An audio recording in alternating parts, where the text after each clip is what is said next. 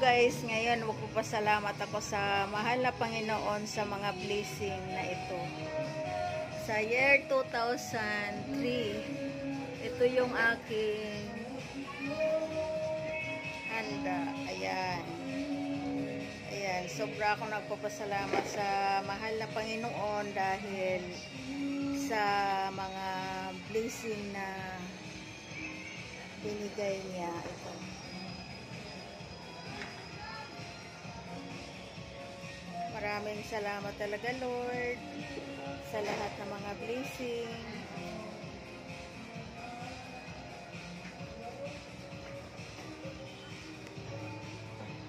Ito guys. Yan. Taon-taon ko to guys ginagawa. Ngayon ko lang to i-share sa inyo guys dahil kung maniwala kayo sa mga prutas na ito, kailangan 13 pieces na prutas dahil ang ibig sabihin sa 13 na prutas, ano yun, sa isang prutas, napatak niyan isang buwan. Pag kumain kayo guys sa prutas na yan, halimbawa mangga, mag-wish kayo. Bawat isang prutas, araw-araw yon hanggang 13. Yun. Share ko lang sa inyo kasi yun ang ginagawa ko palagi. Pero nasa sa inyo lang yan kung maniwala kayo. Pero ito yung ginagawa ko. Kaya parang okay naman. Kaya i-share ko sa inyo. Kasi ginagawa ko to palagi guys. Tuwing bagong taon. Yan.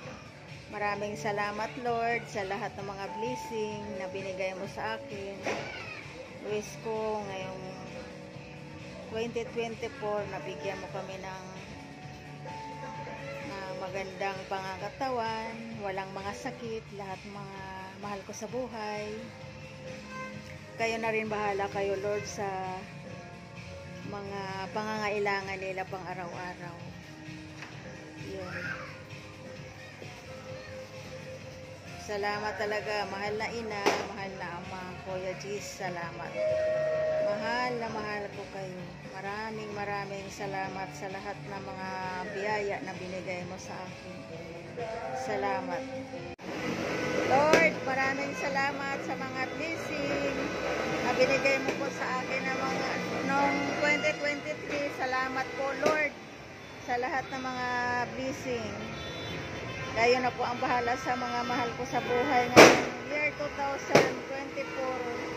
Kayo na po ang bahala Lord. Kaya guys, ngayon ko lang to sinare sa inyo. Taon-taon ko to ginagawa guys. Yung prutas na yan, nasa sa inyo yan kung maniwala kayo. Pero yung 30 na prutas guys, alam mo ba, ang ibig sabihin yan, bawat isang prutas, isang buwan yan. Kaya araw-araw ninyo yan kinakain, mag-wish po kayo. Tsaka importante talaga dasal. Dasal talaga. At saka, wag rin kayong umasa sa paswerte lang. Talagang magsipag din kayo, hanap buhay ng maayos. Gumawa kayo ng tama para mabigyan kayo ng maraming biyaya. Maraming salamat Lord sa lahat ng mga blessing. Maraming salamat. I love you. Lord, salamat sa year 2003. Sobrang salamat Lord.